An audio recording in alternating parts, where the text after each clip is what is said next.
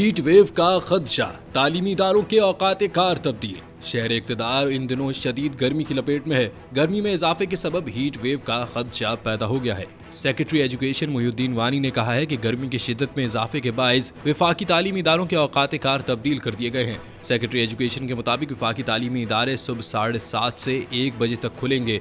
गर्मियों की छुट्टी तक नए औकात कार फौरी तौर पर लागू कर दिए गए हैं। सेक्रेटरी एजुकेशन के मुताबिक औकात कार में तब्दीली का मकसद स्टूडेंट्स और असातिज़ा का तहफ़्फ़ुज़ है। दूसरी जानिब महकमा मौसमियात का कहना है कि कराची में मौसम आज भी गर्म और मरतूब रहेगा। दिन के औकात में दर्ज हरारत 38 डिग्री तक रहने का इम्कान है। महकमा मौसमियात के मुताबिक गर्मी की शिद्दत 41 से 42 डिग्री तक महसूस की जा सकती है। कम से कम दर्ज हरारत 28 डिग्री रिकॉर्ड किया गया है।